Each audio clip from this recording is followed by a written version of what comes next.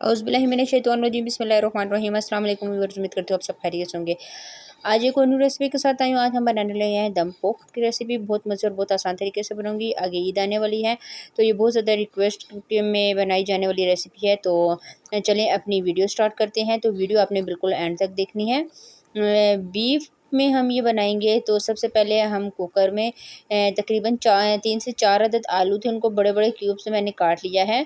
और ये डालूंगी मैं इसमें। दम पुख्त की रेसिपी मैं बहुत जल्दी से बनाऊंगी तो इस वजह से हम कुकर में बना रहे हैं। 2 किलो मेरे पास बीफ था, चांप वाला मैंने गोश्त ले लिया है और हड्डी आपने ज़रूर डलवानी है। थोड़ी सी चर्बी डाल दी है, तकरीबन आधा पाव से भी कम चर्बी डालेंगे हम इसमें। और अब इसके बाद हम ऊपर से मैं डाल दूँगी गोश्त। तो आपको एक चीज़ का ख्याल रखना है कि अभी आपने चूल्हा वगैरह बिल्कुल भी ऑन नहीं करना। पहले आपने थोड़ा सा नमक डालना है। नमक मैं बार बार डालते जाऊँगी और आपको बताऊँगी कि कौन कौन से पॉइंट में हम नमक डाल रहे हैं। आलू और चर्बी डालने के बाद मैंने इसमें नमक ऐड कर दिया है। अब एक एक करके आपने बीफ की जो बोटी है वो रखनी है, और जो बोटी है वो मैंने बहुत बड़े साइज़ में कटवाई है। इस तरह से ये अब ये देख सकते हैं हड्डी है। आप इसको दुम्बे के गोश्त, मटन में, चिकन में, जो भी आपको वह गोश्त पसंद है आप उसमें बना सकते हैं। बस आपने ये जो जिस तरह से मैं तरतीब दे रही हूँ, आपने तरतीब बिल्कुल इसी तरह से देनी है। तकरीबन हाफ़ गोश्त मैं अभी डालूँगी और उसके बाद दोबारा से हम इसमें नमक ऐड करेंगे। ठीक है। नमक की थोड़ा सा दोबारा मैंने डाल दिया दूसरी दफ़ा, और दोबारा जो बकाया गोश्त रह गया था वो फिर हम ऊपर रख देते हैं इस तरह से। जी, तो गोश्त रख दिया है। अब मेरे पास टमाटर कटे हुए पड़े हुए हैं, 2 से 3 अदद टमाटर के 2 स्लाइस मैंने इस तरह से कर लिए थे, दरमियान से कट करके। छिलका जो है वो मैंने नहीं उतारा। ये मैं डाल दूँगी। और ये डालने के बाद अब अदरक और लहसुन है, उनको मैंने बारीक बारीक चॉप कर लिया है। ठीक है।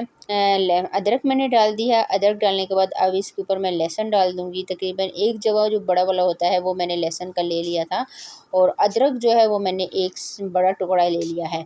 जी, तो ये डालने के बाद अब ढेर सारी हमने इसमें हरी मिर्चें डालनी है। ये वाली जो हरी मिर्चें ये ज़्यादा तेज़ नहीं है। अगर आपके पास हरी मिर्च तेज़ है तो आप थोड़ी सी कम डाल दें। मैं तकरीबन ये देख सकते हैं 10 से 12 अदद मैंने हरी मिर्चें डाल दी हैं। ये हाफ़ टी स्पून कुटी हुई मिर्च डाल रही हूँ। अगर आपने डालनी है फ्लेवर के लिए डाल दें, वरना ज़्यादा ज़रूरी नहीं है। जी, तो ये डालने के बाद आप देख सकते हैं ये कितना खूबसूरत लग रहा है। अब साबुत गोल वाली जो काली मिर्च होती है वो, और 3 से 4 अदद लौंग डाली हैं। उसके बाद मेरे पास 6 से 7 अदद लीमू थे। लीमू का रस निकाल के आपने ये इस तरह से डाल लेना है छान के। लीमू के साथ इसका टेस्ट बहुत ही मज़े का आएगा। एक एक चीज़ मैं आपको प्रॉपर तरीके से बता रही हूँ और बहुत आराम आराम से मैं ये बना रही हूँ। वीडियो तो आपने एंड तक देखनी है। तकरीबन 2 किलो गोश्त में मैं डाल रही हूँ 250 से 300 ग्राम के करीब घी। ये तकरीबन बन रहा है 1 से 1.5 कप। जी, तो ये इस तरह से मैंने घी इसमें शामिल कर दिया है।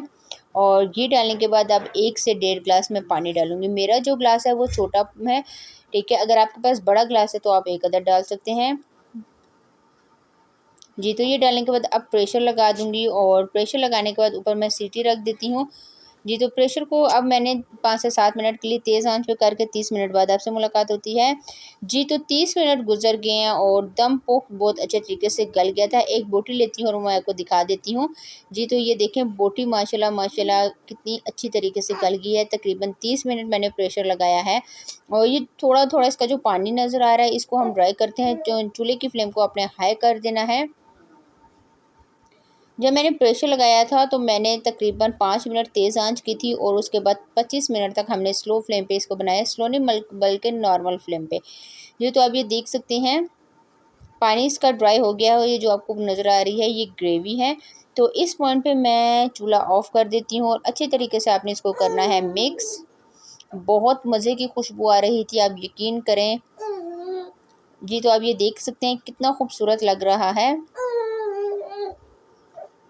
ये तो आलू जो है वो सबसे नीचे है, तो आलू भी एक निकाल के मैं आपको दिखा देती हूँ।